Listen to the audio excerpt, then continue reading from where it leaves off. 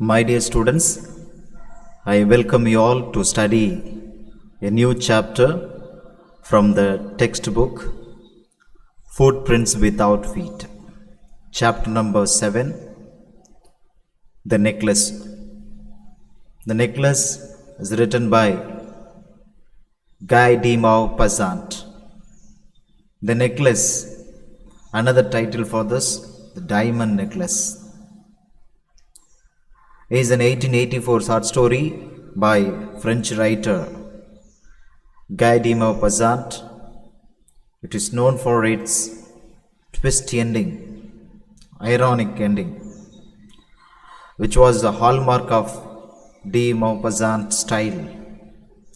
The story was published on 17th February 1884 in the French newspaper Le Gaulois.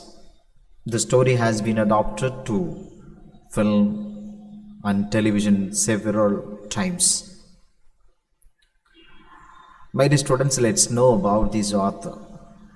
Henry Rene Albert Guy de Maupassant was born on 5th August 1850. He died on 6th July 1894.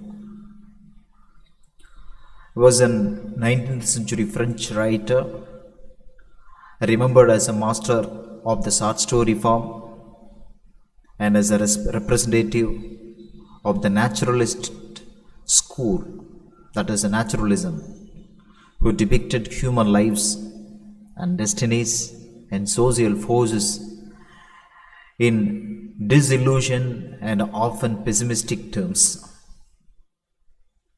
Maupassant was a protege of Gustave Flaubert, and his stories are characterized by economy of style and efficient, seemingly effortless denouements, that is, outcomes. Many are set during the Franco-Prussian War of the 1870s, describing the futility of the war and the innocent civilians who, caught up in events beyond their control, are permanently changed by their experience. He wrote 300 short stories, 6 novels, 3 travel books, and 1 volume of verse. His published story, Boulet de Soup, that is in English, The Dumpling, it was published in 1880, is often considered his masterpiece. The Necklace. My dear students, first of all, let's watch the animated video of this lesson. A long time ago, one of the most pretty and charming girls was born. Her grace and beauty was so great that she was meant to live a luxurious life, wearing beautiful clothes, expensive jewelry, and residing in a big mansion. She could have easily been taken as a lady of great wealth. But it seemed that fate played a trick on her, and she was born into a poor family. They had no dowry for her. She finally married a little clerk, Loisel, in the Ministry of Education. Madame Loisel, as she came to be called, was very unhappy with her life. She believed that though she was born beautiful and clever, fate, by not making her born in a rich household and married into a richer one, had played a cruel joke.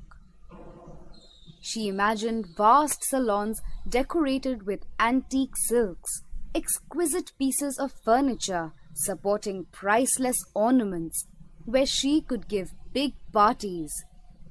She wished to live a life that would complement her beauty.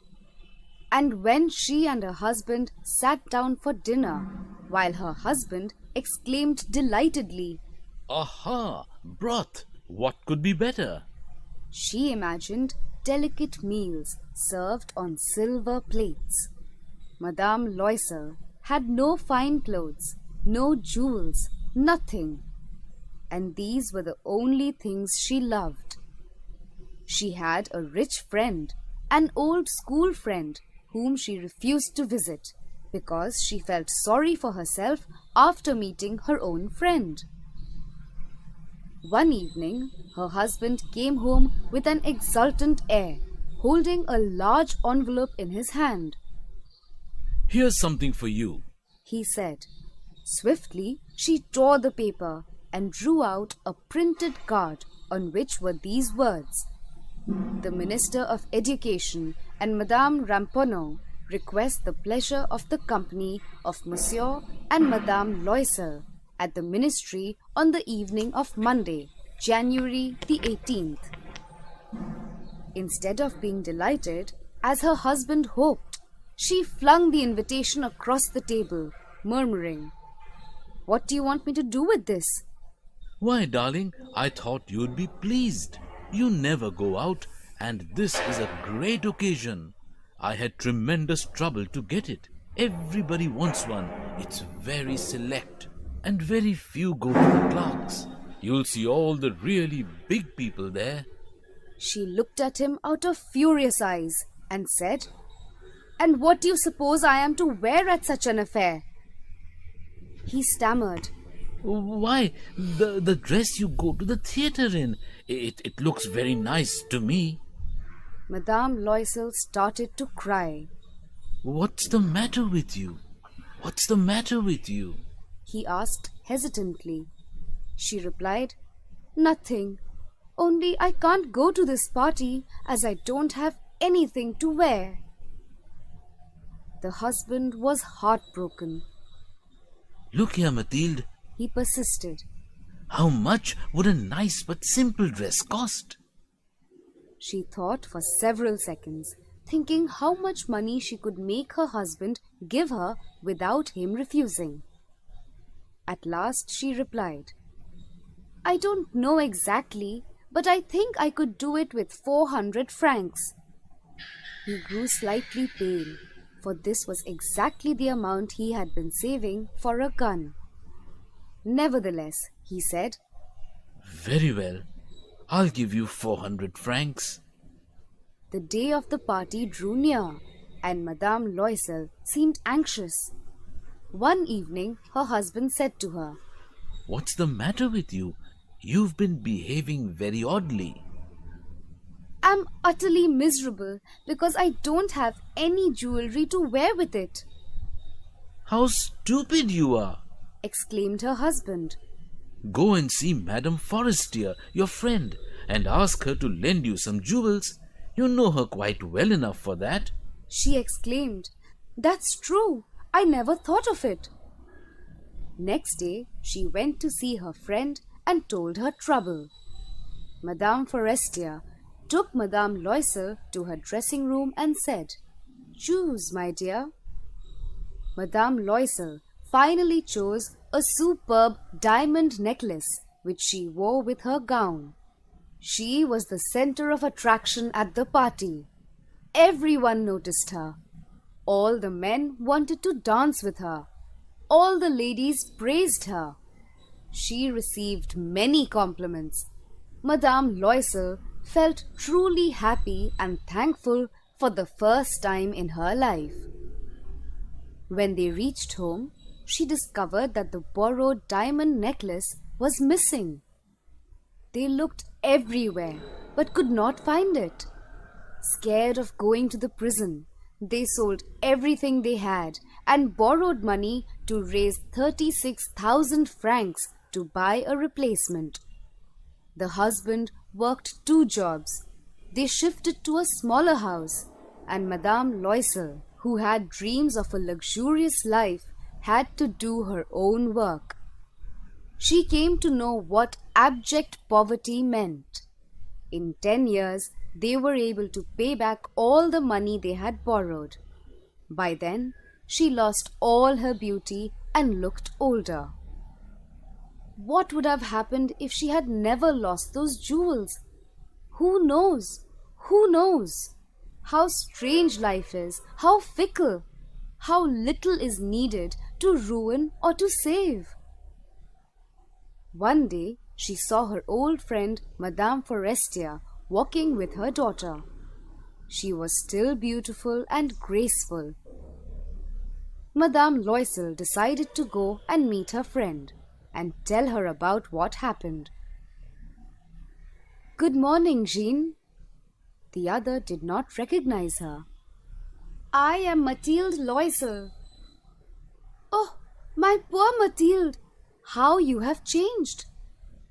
"Yes, I've had some hard times since I saw you last, and many sorrows, and all on your account."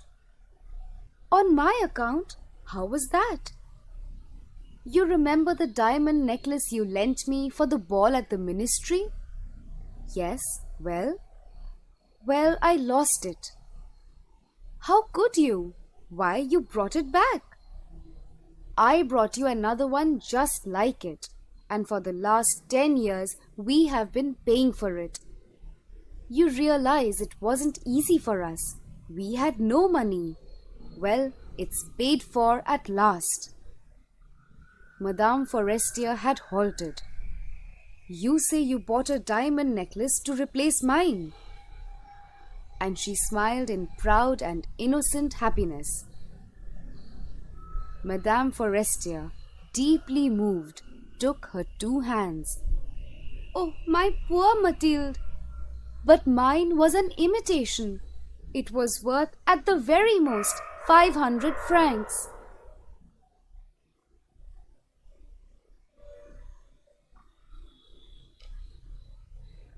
Yes, my dear students, we will discuss the necklace lesson written by Guy de Maupassant. Yes, this lesson is about Matilda. This story revolves around a selfish lady named Matilda. She is unsatisfied with her life as she wants a rich husband, but because he belongs to a family of clerks and her family is unable to give dowry, she is married to a clerk. One day, both the husband and wife are invited to a party at the minister's house, but Matilda does not have good clothes and jewels to wear at such a party. Her husband suggests her to buy a dress and ask an old friend for jewelry. She then borrows a necklace from her friend and goes to the party. What happens? So we have seen in this animated video. We will discuss that things in the text. Yes, this lesson is about Matilda. She was one of those pretty young ladies born as if through an error of destiny into a family of clerks.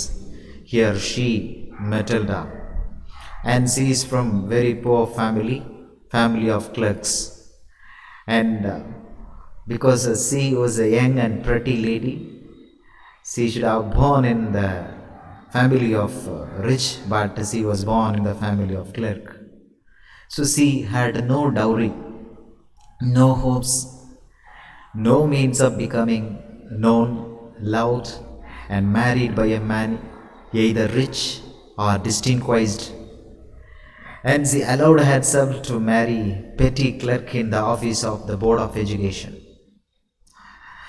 In her family, there is no money to give dowry, to get rich bridegroom. So this lady, she got married to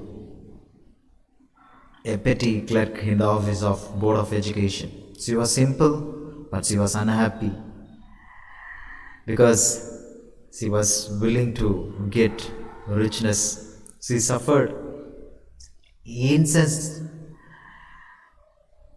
incessantly, that is continuously, feeling herself born for all delicacies. fineness and luxurious. That is luxurious, that is richness. Always she is dreaming about richness. Continuously she was thinking about that. She suffered from the poverty of her apartment, that is a flat here, shabby, the meaning of the word, dirty walls, and the worn, that is used torn chairs. All these things tortured and angered her because she always is dreaming about the richness.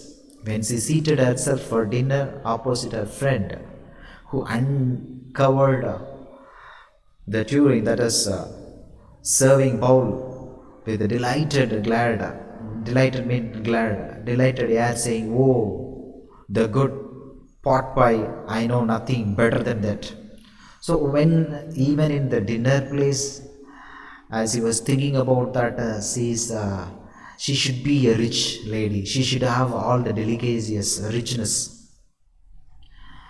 She would think of elegant, that is a graceful dinners of shining silver. She thought of exquisite, that is a lovely, exquisite food served in the marvelous dishes. Lovely food and amazing dishes. She is dreaming about the richness. She would think of elegant, graceful dinners, amazing dishes.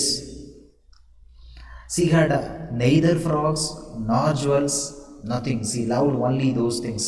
She loved those things, but she does not have because she is from poor family. She had a rich friend, that is a schoolmate at the convent, who she did not like to visit. Reason, she suffered so much when she returned from the house. She wept for whole days from despair, that is a distress, disappointment. Meaning of the word upset. So I am in the poor condition, but my friend is in rich condition. So when she comes from her house, she will worry about her stage. She had met so many times. Whenever she comes from her house, she will feel sadness. One evening, her husband returned, elated, the meaning of the word elated, happy, bearing in her hand a large envelope. Here, he said, "Here is something for you." He is giving that in that card, in that letter, these things are written there. She quickly drew out of a printed card, and which were inscribed these words: "The Minister of Public Instruction and Madam George Ramponneau as the honor of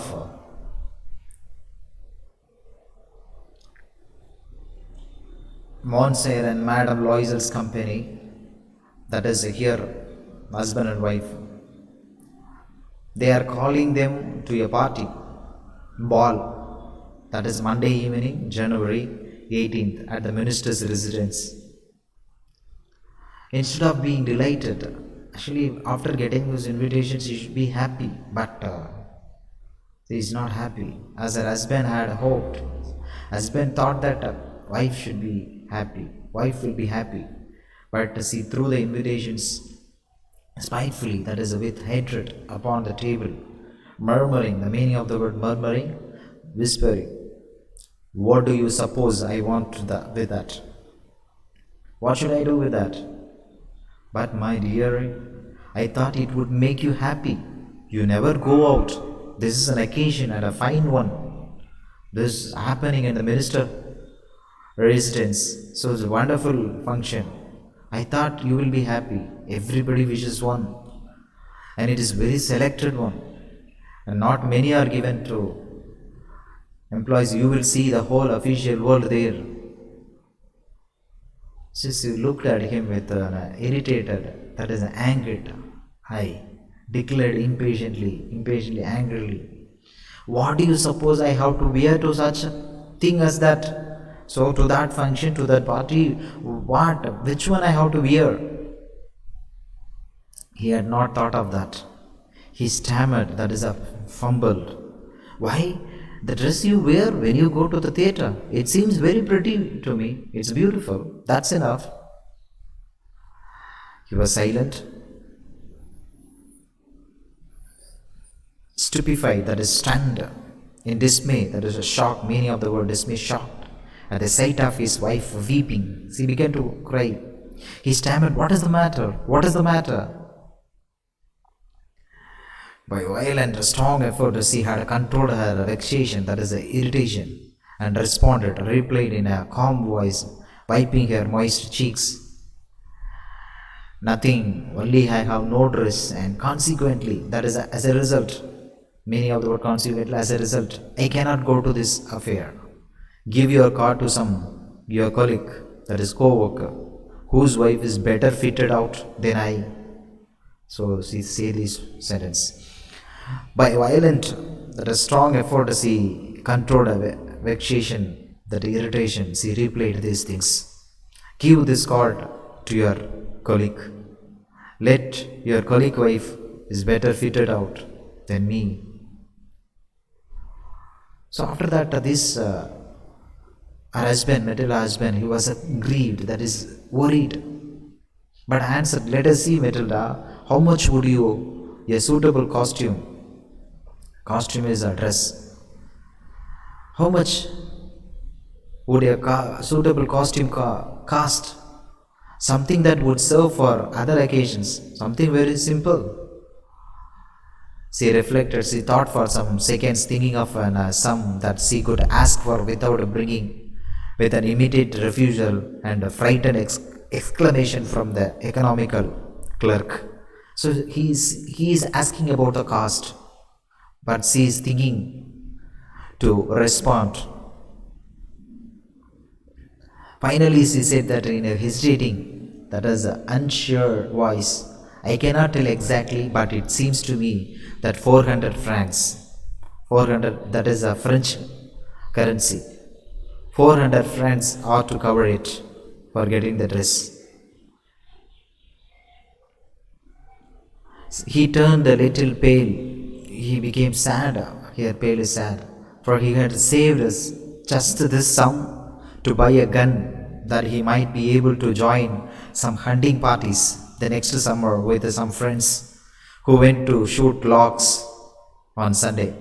The name of the bird, lark. Actually, he saved the money to join hunting parties next summer. Nevertheless, he answered, "Very well, I'll give you 400 francs, but try to have a pretty dress." The day of the ball approached. Ball is a party here. Madame Loisel seemed sad, disturbed, anxious, was worried. Nevertheless, his dress was nearly ready. Her husband said to her one evening, "What is the matter with you? You have acted strangely for 2 or 3 days. You are worried, you are sad now. I gave money, you bought a dress. But what is the problem?" She responded, "I am vexed, annoyed. Not to have a jewel. I don't have a jewel now. Nothing to adorn, decorate myself. I shall have such a poverty-stricken look. I would prefer not to go to this party." He replied, "You can wear some natural flowers. In this season, they look very chic." The meaning of the word chic, elegant and fashionable. So that's enough. You can wear some natural flowers. But then her husband cried out, "How stupid we are. Go and find your friend." And Madame Forestier asked her. He says that wear the normal one. But she is crying. And go and find, next he replies that, "Go and find your friend, Madame Forestier, and ask her to lend you her jewels." She uttered a cry of joy. "It's true, yes," she said. I had not thought of that. So I will go. I'll go to my friend, I'll ask." The next day she took herself to her friend's house and related a story of distress, that's pain. Madame Forestier went to her closet because her friend cried, and she said the sorrowful story about her. So Madame Forestier went to her closet, took out a large jewel case, brought it, opened it, and said, "Choose, my dear. You can choose your favorite one." She opened the jewelry box. She saw at first some bracelets, then collar of pearls, Then Venetian, that is a Venetian cross of gold, that is a Venetian steel. Venice is the name of the place, name of the city. From that, it is a special ornament. Jewels of admirable, that is a notable workmanship. Workmanship, that is a craft. So different type of jewels she sold. She tried the jewels before the glass, hesitated but good, either desired to take them, not leave them. So then she asked, have you nothing more? Why? Yes, look for yourself. I do not know what will please you. You can choose whatever you want. So suddenly she discovered in a black satin box a superb necklace of diamonds. Her hands trembled. That is a shake. As she took it out, she placed it about her throat against her dress. It was ecstatic. That is joyful. She was joyful. Then she asked in a hesitating voice, full of anxiety, could you lend me this? Only this? Why? Yes, certainly you can take, Madame Forrester said. She fell upon her the neck of her friend, embraced her with passion, then went away with her treasure. Here the meaning of the word embraced, hugs. Here the treasure is here the necklace. She took the necklace and she went. The day of the ball arrived. Madame Loisel was a great success. She was the prettiest of all, elegant, stylish, gracious, smiling and full of joy. All the men noticed her, asked her name and wanted to be presented. Everyone, they looked at her. She was very beautiful. She danced with enthusiasm. Intoxicated, that is to lose control of oneself, with a pleasure, joy, thinking of nothing, but all this admiration, this victory, this success. She was complete, sweet to her heart. She was very happy. Next, she went home towards 4 o'clock in the morning, because the ball, the party was conducted in the night time. She went home at 4 o'clock. Her husband had been half asleep and in one of the little saloons, that is the name of the meaning of the word room, since midnight with the 3 other gentlemen whose wives were enjoying themselves very much. He threw around her shoulders and the modest wraps they had carried, whose poverty clashed with the elegance of ball costumes.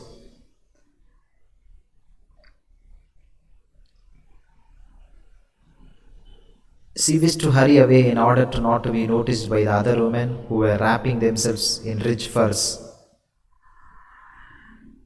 Loisel detained her. Wait, said he, I am going to call a cab. Because everyone, they were willing to see her. But she would not listen, and actually what happened, the husband told that, wait, I am going to call a cab. But this Loisel, she would not listen. They ascended the steps rapidly. When they were in the street, they found no carriage. They began to seek for one, hailing the coachman, whom they saw at a distance. They walked along toward the river, hopeless and shivering. Finally, they found one of those old carriages that one sees in the Paris after nightfall.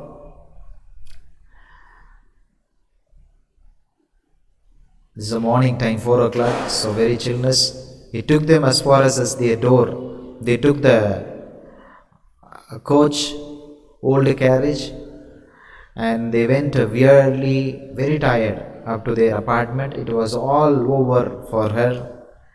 And on his part, he remembered that he would have to be at the office by 10 o'clock, because that particular day he has to take rest and he has to go to the office.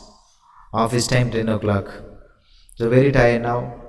Now she removed the wraps from her shoulders before the glass as final view of herself in her glory. Suddenly she uttered, that is, make a sound of cry. A necklace was not around her neck.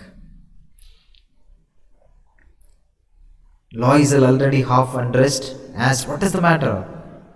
She turned towards him excitedly. I no longer have Madame Forrester necklace.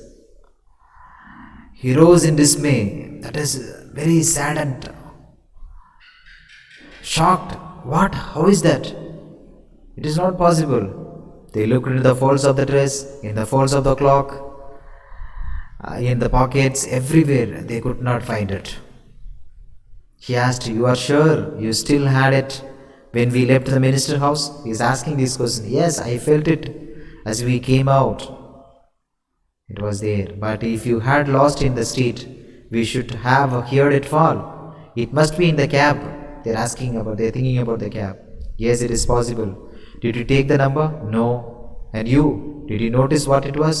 So they do not know the number of the cab also.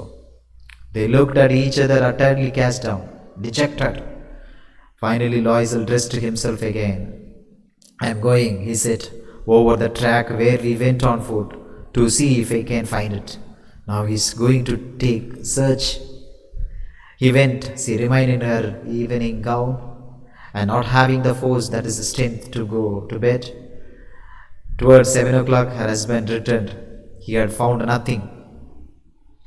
He went to the police, to the CAF office, put an advertisement in the newspaper offering a reward.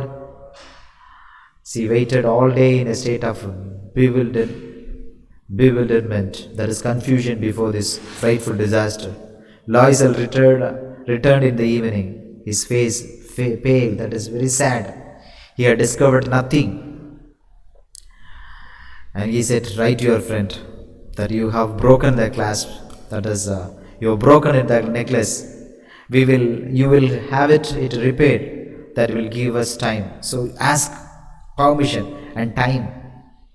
Say this reason." Next, he wrote a letter as he dictated. At the end of the week, they had lost all hope. Loisel and older by 5 years, he declared that we must replace this jewel because we lost it. So we have to buy a new one and we have to give. At the end of the week, they had lost all hope, and Loisel. Now in the shop of the Palais Royal, they found a chaplet, that is a chaplet of the diamonds, which seemed to them exactly like that, what they lost. It was valued at 40,000 francs. They could not get it for 36,000. So 40,000 francs. Loisel possessed only 18,000 francs, which his father had left him. He borrowed the rest. He made ruinous promises, took money from usurers, that is the money lenders. The whole race of the lenders he borrowed from others. Only he had 80,000. So now they have to borrow the remaining amount. Then he went to get the new necklace, depositing on the merchant's counter 36,000 francs. When Madame Loisel backed the jewels, the latter said to her in the frigid tone, "You should have returned them to me sooner, for I might have needed them. Because that madam is calling and asking, I need that, you please give back." Madame Forrester did not open the jewel box, as Madame Loisel feared she would. What would she think if she should perceive the substitution, that is a replacement? What should she say? What should she take her for a robber? Actually, she is buying the new one and she is giving. And she is thinking about, she is getting afraid of that. Whether she noticed that, because it is not same like that. She bought another one and she gave. Madame Loisel now knew the horrible life of necessity. She did her part, however, completely heroically. Now the Madame, she changed her lifestyle because they borrowed money from others. It was necessary to pay this frightful debt. She would pay it. They sent away the maid. They changed their lodgings, that is a residence. They rented some rooms in an attic, that is a roof space, small room. She learned the odious, foul work of the kitchen. She washed the dishes. She washed the soiled, that is a dirty linen, their clothes and dish clothes. She hung on the lines dry. So in this way she earned money. She took down the refuse to the street each morning and brought up the water, stopping at each landing to catch her breath. She was very happy in the beginning, but she was getting more trouble nowadays. Clothed like a woman of the people, she went to the grocers, the butchers, and the fruiterers with her basket on her arm, shopping, haggling, that is a bargaining, because this does not have money. To the last sow, that is a sow means here former French coin of low value. For that value also she wanted to bargain because she was in the miserable condition. Husband worked evenings, putting the books of some merchants, that is in order. And nights he often did copying at 5 sous a page. And this life lasted for 10 years. They worked hard. At the end of 10 years, they had restored all. They gave back all the money what they borrowed.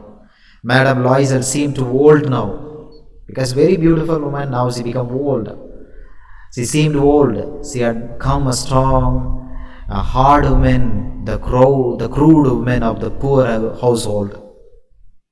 Madame Loisel, in the 10 years, she became very crude, very old, her hair badly dressed, her skirts every, her hands red.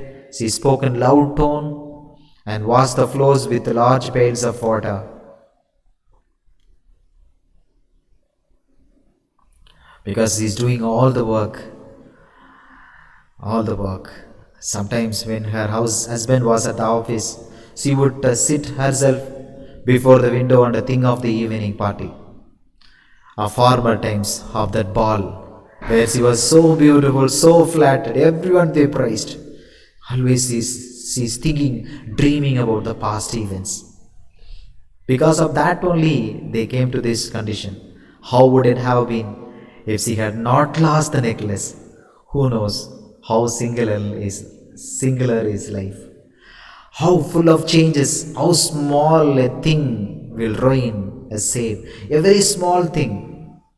They lost the necklace. So they borrowed money to give back to her friend. It gave them very good lesson. One Sunday, as he was taking a walk in the Champs Elysees, that is in that road to rid herself of the cats of the week, she suddenly perceived. She saw a woman walking with a child. It was Madame Forestier, her friend, still young, still pretty, still attractive. Madame Loisel was affected. Should I speak to her? Yes, certainly, now that she had paid. I have given all her money. She would tell her all. Why not? Now she is thinking, should I talk to her? She approached her. Good morning, Jean. Her friend did not recognize her. She was shocked to be familiarly addressed by this common personage, because he is seeming like common lady. She stammered, but madam, I do not know, you must be mistaken. Her friend says that I do not know you. No, I am Matilda Loisel. Her friend uttered a cry of astonishment. Oh, my poor Matilda. Why you have become like it? How you have changed. Yes, I have had some hard days since I saw you. Some miserable one. And all because of you. Because of me. She is asking, how is that? And she tells all the story now. You recall the diamond necklace that you loaned me to wear to the minister's ball. Yes, very well. I recall I gave you. You gave me back. Well, I lost it. How is that? Since you returned it to me. You say that I lost it, but you gave me. She says, I returned another to you exactly like that. But it has taken us 10 years to pay for it. You can understand that it was not easy for us who have nothing, but it is finished. I am decently content. Now I am satisfied. Actually, I returned. That is, I bought the new one. Now the Madame Forestier stopped short. She said, you say that you bought diamond necklace to replace mine? Matilda says, yes. You did not perceive, you did not identify it then? They were just like, they were same. But Madame Forestier, She smiled with proud and simple joy. Madame Forrester was touched. Actually, here she smile is Matilda, because I gave the diamond necklace. That smile and proud and simple joy. But Madame Forrester saddened and took both her hands as he replied, "Oh, my poor Matilda, actually my necklace is not a real one, that is false one. That is not a real one. They were not worth over 500 francs. Now Matilda thinks, actually that worth of that not worth over 500 francs, but she bought a new one for 36,000 francs. They borrowed money and they gave. This is the end of this lesson. Yes, because of love for money and love for the things, Matilda, she should have lived a very happy life. But she does not have the satisfied mind. She does not have